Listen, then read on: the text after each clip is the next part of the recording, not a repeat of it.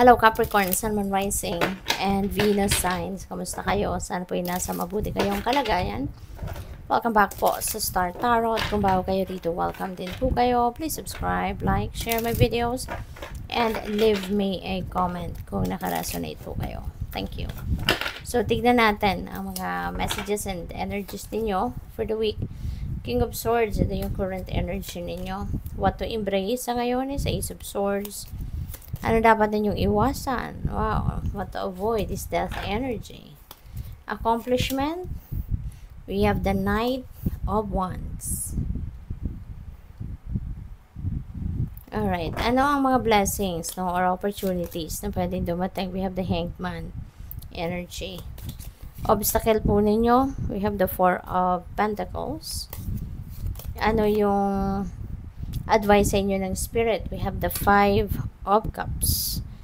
Bottom of the deck, Seven of Swords, no? This is your theme for the week. Mag-iingat kayo.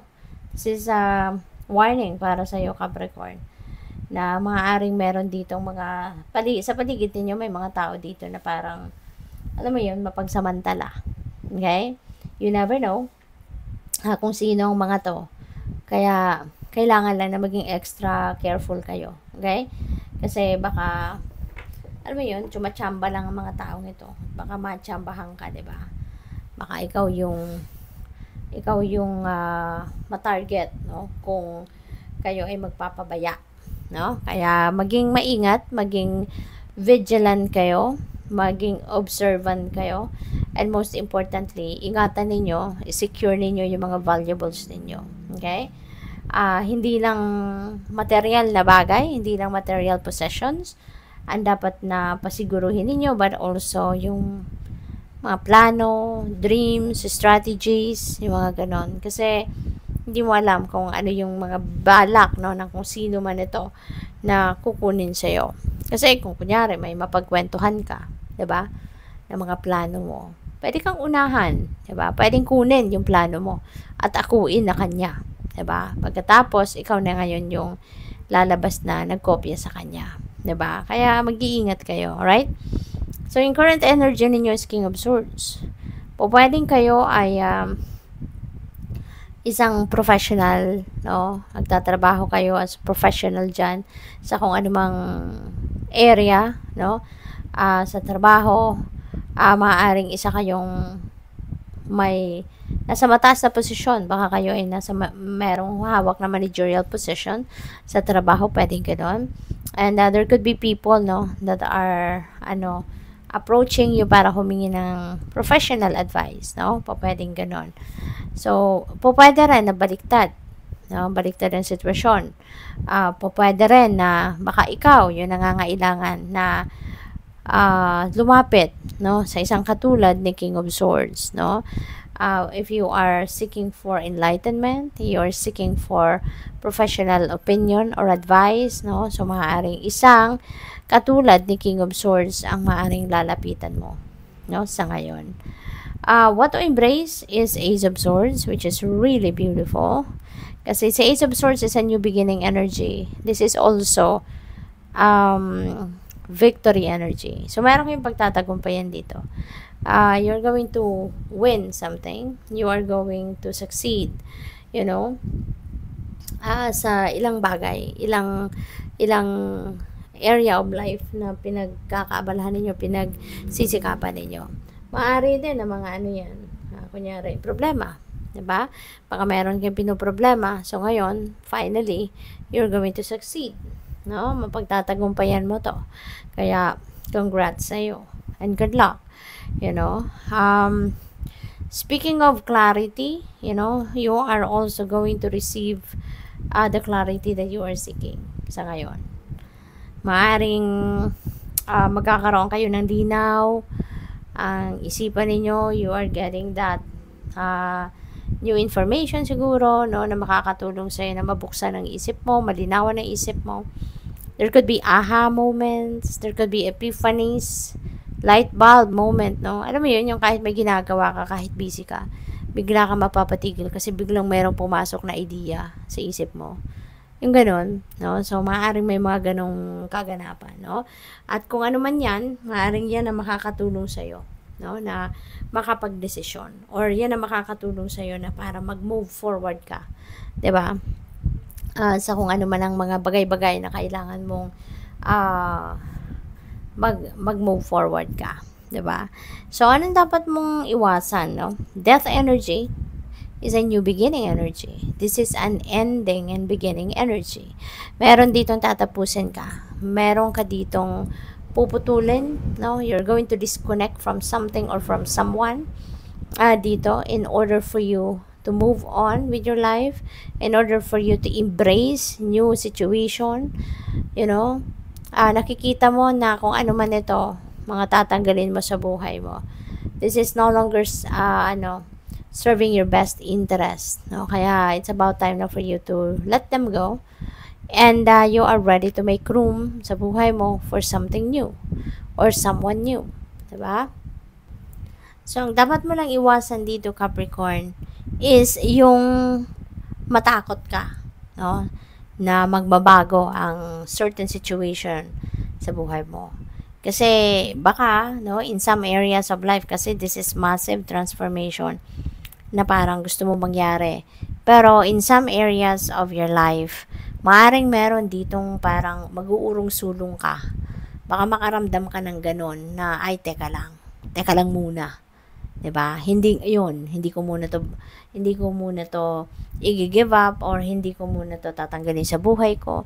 So baka may mga ganon kayong maramdaman. Yun ang dapat ninyong iwasan. Yun ang dapat ninyong i-ignore.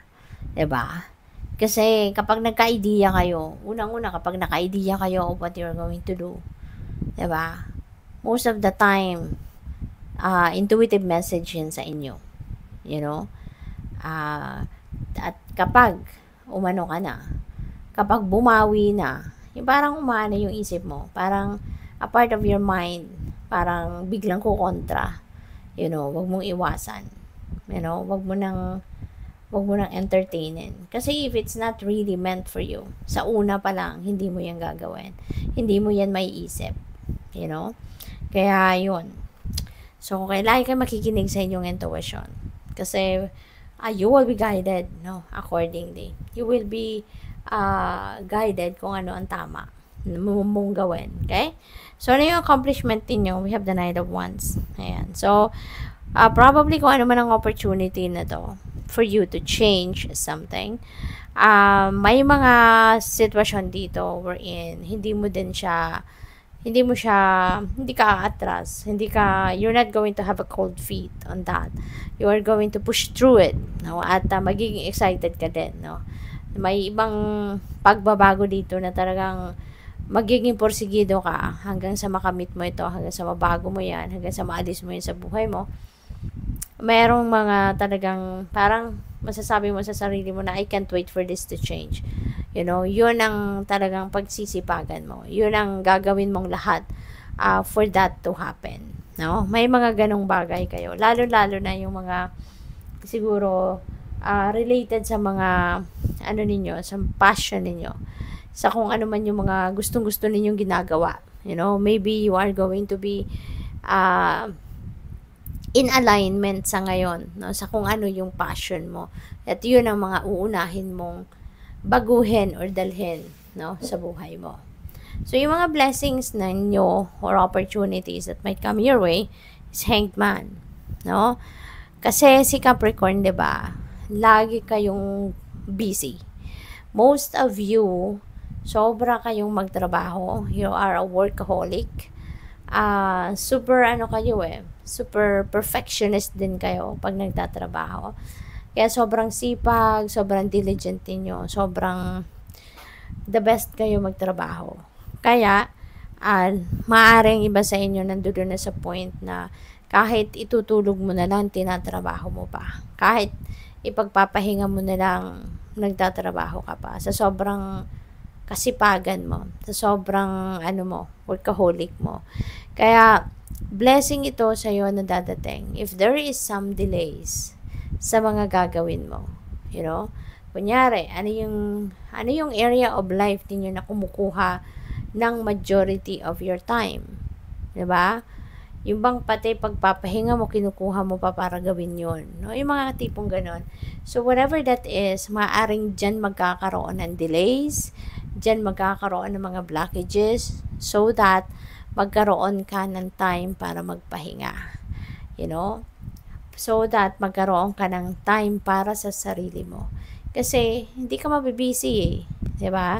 Kasi may pagtigil, may pansamantalang pagtigil ng kung ano man ang mga pinagkakaabalahan mo. Whatever that is, na talagang sobrang busy kang gawin. Maaring dyan papasok yung delays so that you would have enough time for you para makabawi ka muna sa pagod, sa stress, sa lakas, para ikaw ay magpapahinga.